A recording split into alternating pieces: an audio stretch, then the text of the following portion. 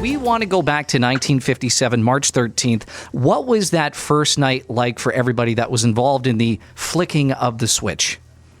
Well, it was a very momentous evening, something that people had looked forward to for quite a while.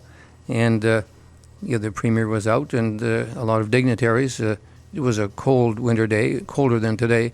But no, it was an amazing evening, and that's sort of when it started. And for my recollection, it's sort of like yesterday. I can remember it well.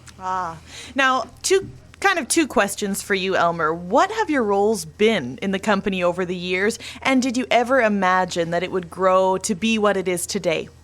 Well, certainly not at the outset. At the outset, I was writing commercials, and then I started to sell ads, and then I started to manage the process. And so, at that time, I had no idea that it could grow to the size that we are today. But somewhere in the mid-'60s, it dawned on me that this was a real business and that we could probably expand it over time, and we have. Amazing. Now, in this day and age, Elmer, there would be many who think the community model of radio just wouldn't work anymore. You have a passion for this. I know I've heard you talk of it before. So take your time and tell us, why does this work? Well, really, it works because, we're nothing if we're not serving the community. And the entire local process that we do makes us unique in Canada. There isn't another radio broadcaster that does what we do, and as a result, you will hear in the media many stories about radio stations having a hard time, losing both listeners and audience. In our case, that's the reverse. We're growing both with listeners and with revenue, and basically that has to do 100% with the local service. Unless we provide local service, then we become irrelevant, because it used to be that you needed a radio station for music. Today you don't need a radio station for music, you need it for information. And unless a station is prepared to hire people, have boots on the ground to go and cover events, they will become irrelevant. And we have been ramping up that side ever since we determined that's the way to go, and we'll do more of it. And we're very optimistic for the future. Now, one thing that we were kind of talking about before we were joined by you this morning, Elmer, is we don't know if anyone has ever really asked you on the air what some of your favorite moments have been over the years. You've talked about, from a company perspective, some of the big points in our timeline. But for you personally, Elmer, what are some of the things that stick out as, boy, that was a pretty cool thing that we got to do, or a pretty cool thing that I was involved in? Well, but there are so many that it would be very difficult. In 60 years, you can imagine there are cool things that happen like every month, every week. And so to pick out one would really be, I think, impossible.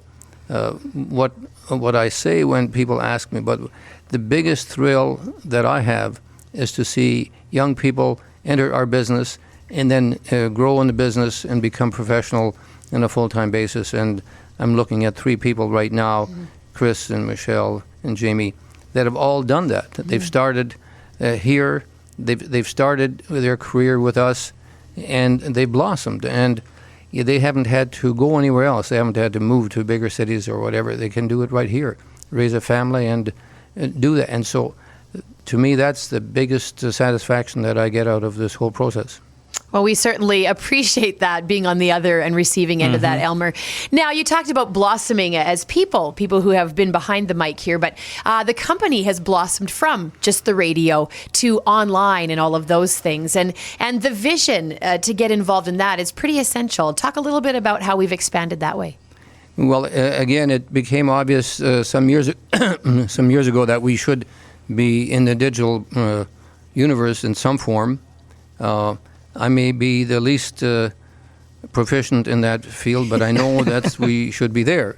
And so we have, and again, our community portals are unique. Nobody does it like we do it. And it's, again, coming back to it's all local. Everything there is local. The production is local. The news is local. And so that is going to be a huge part of our future.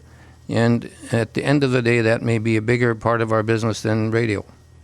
I have another question. I want to bring you back to the 60 years that we've been doing this. And we had some fun even asking Jim McSweeney about hot dogs and pancakes. And Elmer, we talk about connecting with the community. I am positive you can't number how many community events you've been to, but always still something you enjoy, being a part of being outside the studio and with the for community. sure. It doesn't matter what event we put on. I'm always happy to be attending if I can. And we've done all kinds of silly things. I mean, many years ago at Penner Foods in Steinbach, we would get 100-pound sacks of flour and stack them up to the ceiling and put Bill Kaler in the morning, inside these sort of a cell of flour sacks, and he would be broadcasting until all the flour sacks were sold, and then he could come out. We've done all kinds of silly things. In Swift Current, one year we had a huge dump truck load a pile of snow on the mall parking lot, and the contest was, when will the last snowflake melt? And things like that. So, in our business, the radio business, we are only limited by our imagination. So I've often said that, theater of the mind is actually more colorful than television. And so if we can imagine something, then we can probably do it. Well, Elmer, we are always so proud when any event I've been to, even outside of Manitoba, and you mentioned that you work for Golden West, and they say, Elmer Hildebrand. Mm-hmm. So we're very proud of that, to be a part of that. So thank you so much for joining us. Well, thanks. And before I go, I want to say a special thank you to our listeners, because, again, without the listeners, all of this wouldn't happen. And a special thanks to our advertisers, because they also make the wheel go around. And the most important people of all, the staff, who every day get up in the morning and greet the day like it's the first day ever and are cheerful. Our on-air staff is the most important aspect of our business, and thanks for everything you do. You bet. All the best.